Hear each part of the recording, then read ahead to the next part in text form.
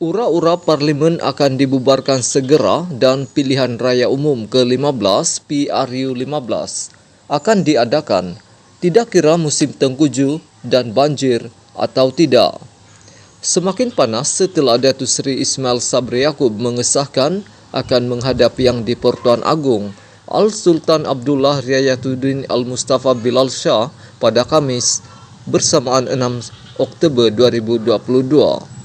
Bagaimanapun, Perdana Menteri enggan mengesahkan sama ada beliau akan membentangkan tarikh pembubaran parlimen bagi membolehkan pilihan raya umum PRU ke-15 akan diadakan. Untuk rekod, kerajaan akan membentangkan bajet 2023 pada sidang parlimen Jumaat ini, 7 Oktober 2023, lebih awal daripada kebiasaan pada tahun-tahun sebelum ini. Ada orang kata pembubaran parlimen akan dilakukan sebelum pembentangan bajet 2023. Ada yang kata selepas bajet pada Isnin. Yang lain kata bulan ini atau November malah tahun depan, katanya menurut NST. Beliau berkata demikian kepada pemberita selepas menghadiri program Idea Bina Negara IBN Anak Muda Keluarga Malaysia di Dewan Agung Tuanku Kansela Universiti Teknologi Mara di Shah Alam hari ini. Beliau berkata tiada parti politik boleh mempengaruhi Perdana Menteri dalam membubarkan parlimen bagi memberi laluan kepada PRU. Beliau berkata walaupun sesiapa saja boleh memberikan cadangan dan pandangan mengenai perkara itu, ia tetap menjadi prerogatif Perdana Menteri. Tarikh pembubaran parlimen tidak pernah dibincangkan secara terbuka sama ada dalam parti atau dengan pihak lain. Hanya Perdana Menteri mempunyai kuasa untuk mencadangkan supaya parlimen dibubarkan, tetapi keputusannya terletak pada Yang di-Pertuan Agong.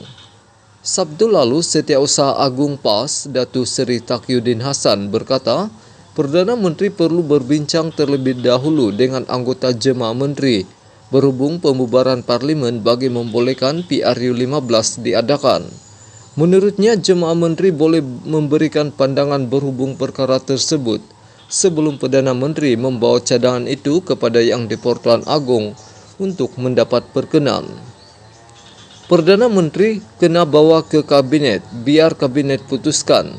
Jemaah Menteri akan tentukan dan Perdana Menteri akan menasihati Agong untuk membubarkan parlimen atau tidak, kata Taqiyuddin yang juga Menteri Tenaga dan Sumber Asli.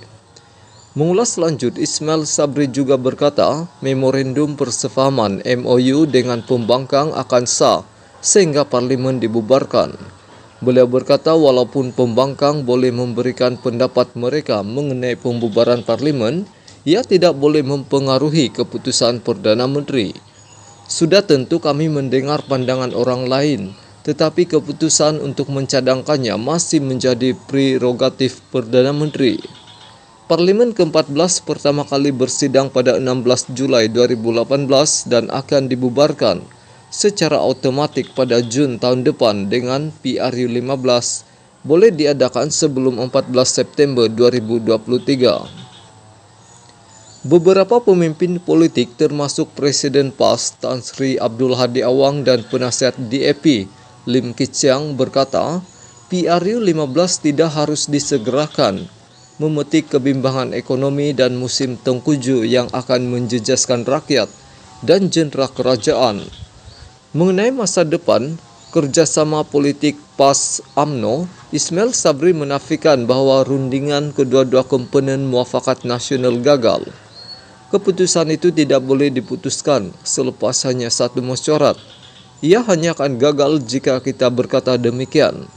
Sabtu lalu Presiden UMNO Datuk Seri Ahmad Zahid Hamidi berkata, UMNO meletakkan 3 syarat kepada PAS dalam memperkukuh kerjasama rasmi antara dua parti itu bagi menghadapi PRU 15. 3 syarat berkenaan ialah PAS perlu keluar daripada Gabungan Perikatan Nasional PN, memutuskan hubungan politik dengan Bersatu dan mengisytiharkan secara rasmi mufarakah berkenaan dan bukan hanya sekadar retorik politik.